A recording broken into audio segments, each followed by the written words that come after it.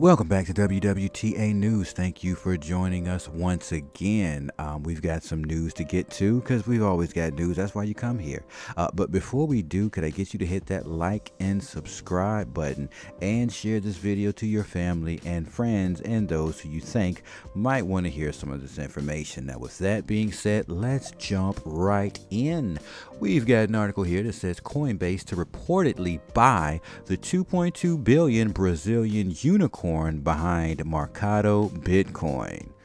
Wow. So Coinbase is not going to stop, and they're setting up to kind of dominate. Looks like they're going to dominate the market. And I mean, we've got some competitors out there, but Coinbase is literally moving across the world as fast as they can. We've got an article here that says Japan plans to tighten crypto exchange regulation to enforce sanctions. All right, so Japan plans to amend its Foreign Exchange and Foreign Trade Act to bring crypto exchanges under the purview of laws that govern banks, a government official revealed on Monday. And it only makes sense. A bank and an exchange might as well operate within the same because you're just moving money and you're exchanging money, and so you're moving money. So that totally makes sense. Japan is going ahead to lead the charge on that, right? I doubt it. I think China probably did that before, but I don't know. Let's continue. Rio de Janeiro to accept Bitcoin for real estate taxes from 2023. So, yeah, wow. It's going to be a while before they start accepting that, but it's okay. They're looking into the future, and they're already talking about accepting cryptocurrency for payments, because we know cryptocurrency, e-money, e-cash, whatever you choose to call it, it is the new economy and the new money. So it says here, Rio de Janeiro will officially start accepting Bitcoin payments for taxes related to urban real estate within their city limits, otherwise known as Imposto sobre a Propriedade Predial y Territorial Urbana. IPTU. Ooh, that was a tongue twister, and I probably chewed that up and spit it out, but wow, okay. IPTU. As reported by Cointelegraph, Brazil, the new pro-crypto tax laws will be implemented from 2023, which was announced by the Secretary of Economic Development, Innovation, and Simplification, Chicao Bulos. Yeah, so, they're 2023, really? But okay, it's 2022. It's okay. All right, the gold industry taps blockchain for supply chain management and fraud prevention. Oh, yeah, that's right. They need that blockchain tech, right? Yeah, they want to use that so they can track and manage their gold hoards. Yeah, blockchain, not going anywhere. Some of the most prominent organizations in the gold industry have joined forces to launch a new integrity program that utilizes blockchain technology for supply chain management, a move that's intended to help market participants verify the authenticity of their bullion. Blockchain, that's what you need. All right, so blockchain is definitely going to be helping out that part of the world with their gold reserves and tracking. So I'm sure more people are going to use it. We've got VeChain, and that's just one thing, but I'm sure you're going to see a lot more use cases with such as gold, silver, and other ones. So anyways, yes. Now, we got a good story right here. Let's get to the main event. What's the main event? Putin says Russia will enforce ruble payments for gas from Friday.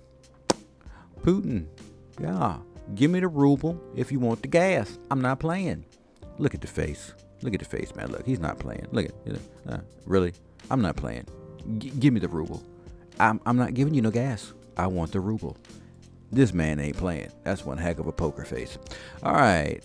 Russian President Vladimir Putin said on Thursday that he had signed a decree saying foreign buyers must pay in rubles for Russian gas from April 1st, and contracts would be halted if these payments are not made.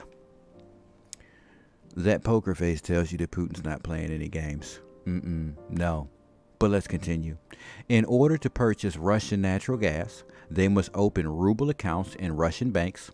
Sounds kind of familiar. It is from these accounts that payments will be made for gas delivered starting from tomorrow. Putin said in televised remarks. If such payments are not made, we will consider this a default on the part of buyers with all the ensuing consequences. Nobody sells us anything for free, and we are not going to do charity either. That is, existing contracts will be stopped. So if most countries get petroleum through using the US dollar, right? If most trade transpires through the converting into the US dollar, right? When someone like Putin says, you want this gas, you're going to put your money in these banks, 9/10 of the law's possession. You're going to put your money in these banks.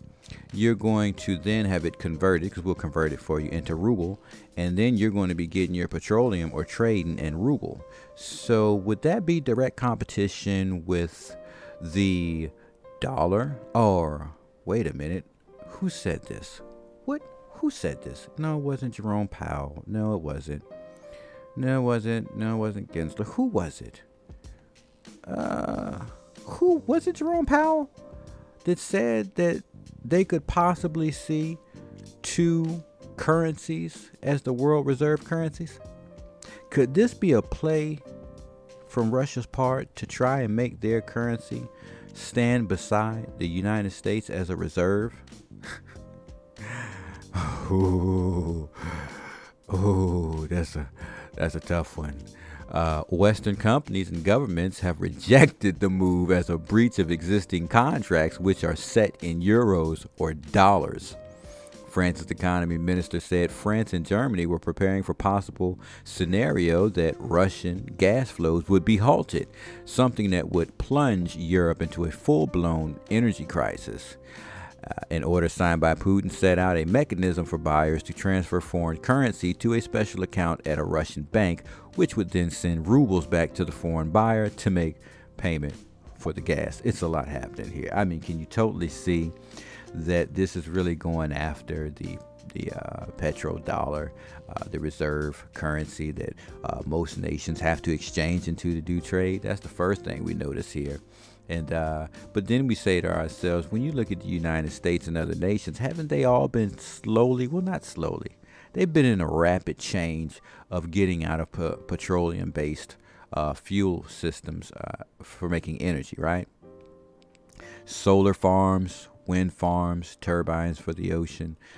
They've definitely been working on making power outside of petroleum, right? So could this be that they started this because they knew the end game? Like, you know, they were watching this play out. They're like, oh, all possible solutions, if we make these moves, are going to lead to one event.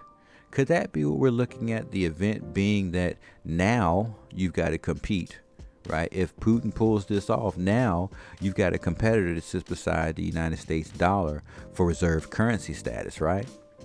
Does that then put Russia in a great place, right? Or does the United States say, before we let that happen, we just destroy the whole system? I don't know. I don't know. Did I even say that? I don't know.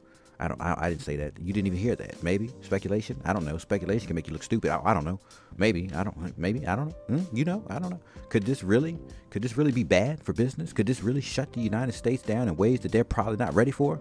Could this be why they're telling us to prepare yourselves, have food and have some energy sources and stuff? Because they know as they continue to move down this path, we're looking at the possibility of the United States falling into a third world country position, as they like to put down other countries, right? Could this possibly be what might come from this whole Russia-Ukraine debacle, right? Could this be leading us to that? It's only a question. I'm only asking a question. I don't know. Do you have an answer? I don't know. It's pure speculation. I don't really know. I'm just asking the question. You know, you got to ask yourself, is this not a direct attack to the US dollar, the petrodollar, the reserve currency that all nations trade through? Is this not a direct attack to the United States? No. War is done with weapons. Is it? Or is it strategic?